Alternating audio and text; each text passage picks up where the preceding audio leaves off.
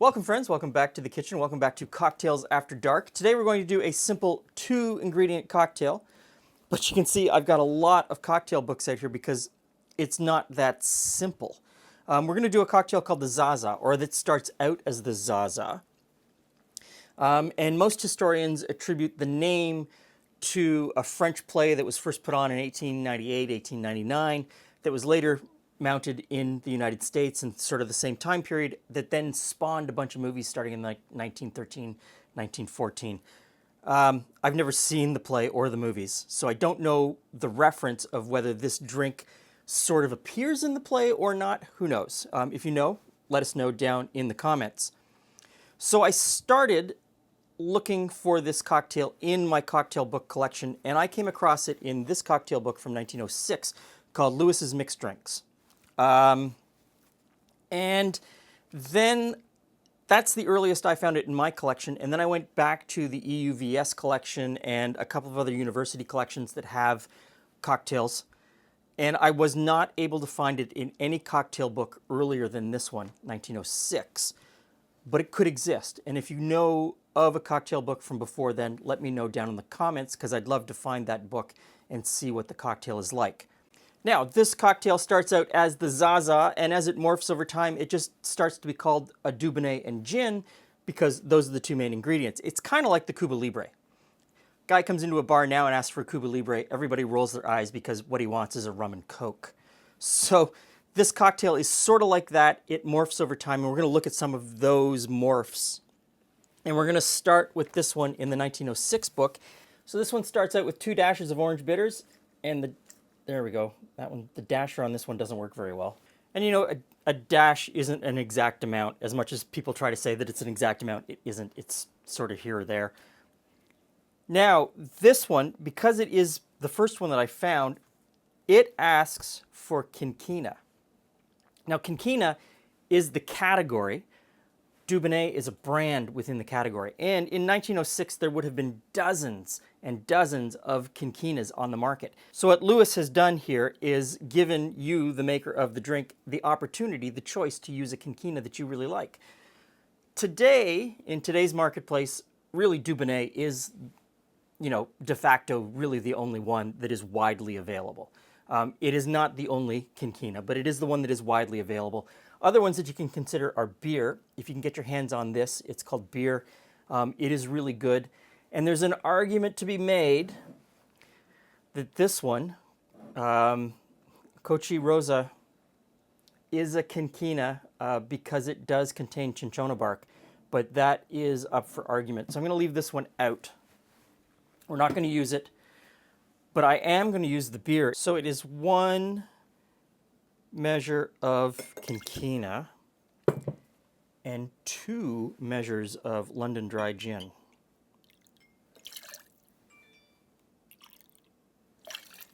And so contemporary versions of this recipe are 1-to-1 usually, and we're going to see that with the next recipe. And that is from this book simply called Drinks. This one was published in 1914, and it has the Zaza cocktail in it. And the Zaza in this one is 1-to-1 gin Dubonnet with a dash of Angostura. So I'm going to use Dubonnet,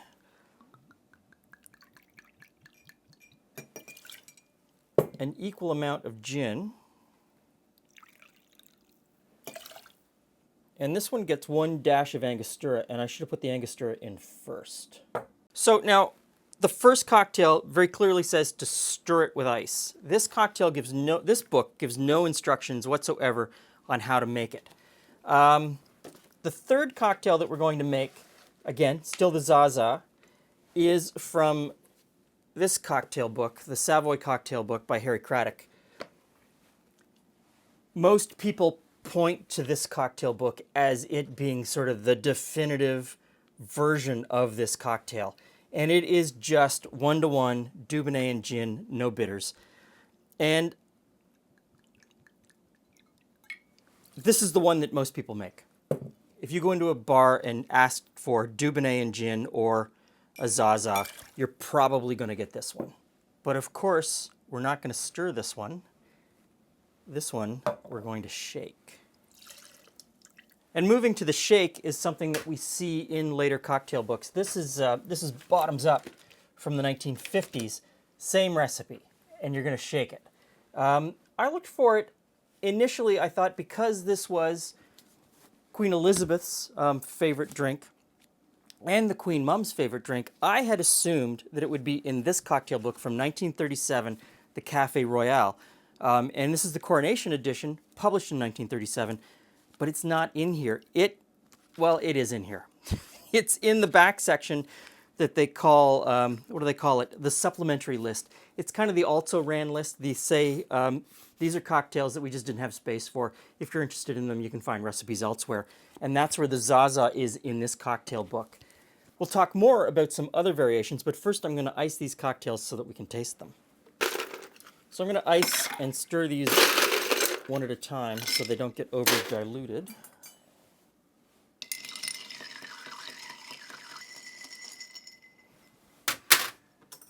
And into a chilled glass. And the last one gets a shake.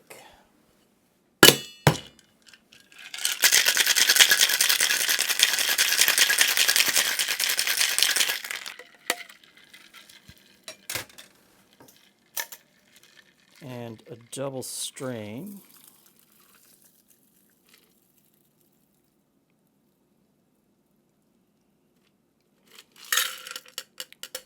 Okay, so. Hey, Jules. Glenn, hi friends. This is the Zaza. Zaza. Okay. We've done it 3 different ways, Clearly. showing the progression through the years. Although there's one more that I may make as we're standing here tasting it. The next one needs a big goblet. It needs a goblet or a chalice. I'm all out of chalices, so we might use a goblet. So this is the first printed version of this cocktail that I can find from 1906, from a book, Lewis's Mixed Drinks. I know people are going to say, but Glenn, that's Louis.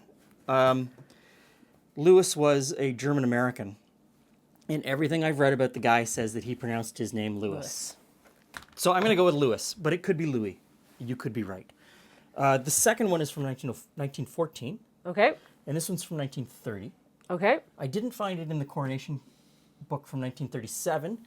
It was the Queen Mum's favorite tipple, and I thought it might be in there just as a nod since, the coronation had just happened. But that wasn't the case. Perhaps you don't talk about their tippling. Maybe not. Maybe now that, it was so long ago we talk about it. But so I'm going to try this one first. I was going to say, when do we get to start tasting? Let's start tasting, and then we'll talk about different variations, because Okay. there's many variations. Okay, here we go.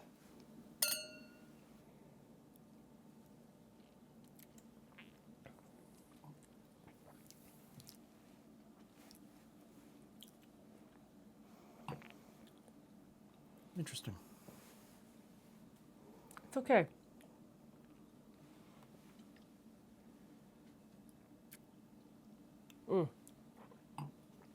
No. That one's got like a...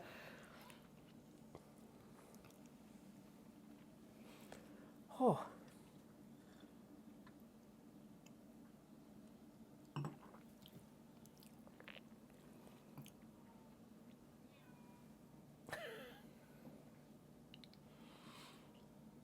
Interesting. So this one, you don't like this one, do you? This. No.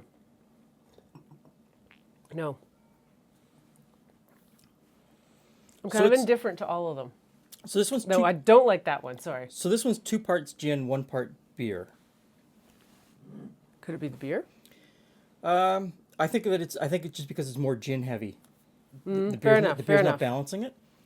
And it has orange bitters. This one has Angostura bitters, 1-to-1 Angostura bitters. This one is 1-to-1, 1-to-1 with nothing else in it.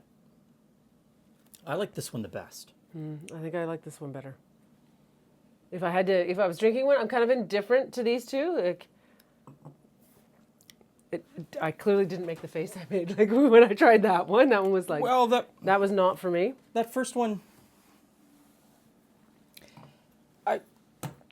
If we were to actually do this, there'd be 30 of these sitting in front of us. By the time you get all the flavor Some combinations. with beer, some with And that's Dubonnet, it. some with different gins. This could be completely different with a different gin. In this moment, this recipe with this combination is not for me.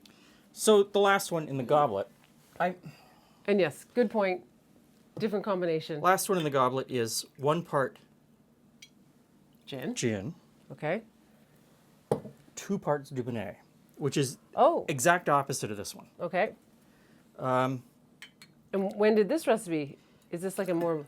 This is a more recent recipe. Apparently, this is the one that Queen Elizabeth would drink every day before lunch. Oh, this one. Yes, and it gets a lemon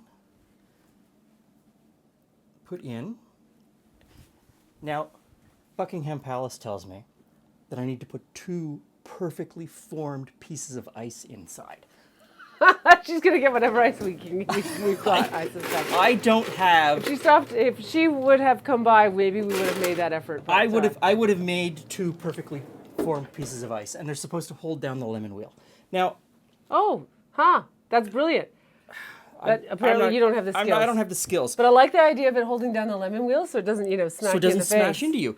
Now, I'm this tasting is it a before it gets too cocktail that wet. has a lot of variation to it. And so you can see it progresses through time, different proportions, and then it leaves out the bitters. Some of these have lemon in them earlier, a twist of lemon around the rim, or a twist of lemon as a garnish but not in the beverage. Some of them, like this from 1948, it says Zaza cocktail, half Dubonnet, half gin. No other instruction whatsoever. No other mention of what should be in there. You get to this. Oh, it's even in the old Mr. Boston from the 1940s.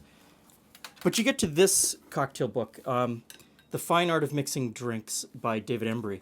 This is a cocktail book where Mr. Embry sort of works on the premise that there are only so many mother cocktails, and every cocktail is a derivative of one of those 5 or 6 mother cocktails. He gets down to the Zaza, and he says the most common version of this drink is equal parts gin and Dubonnet decorated with a twist of lemon peel. A second version substitutes sloe gin for the dry gin. A third version substitutes dry sherry for the gin.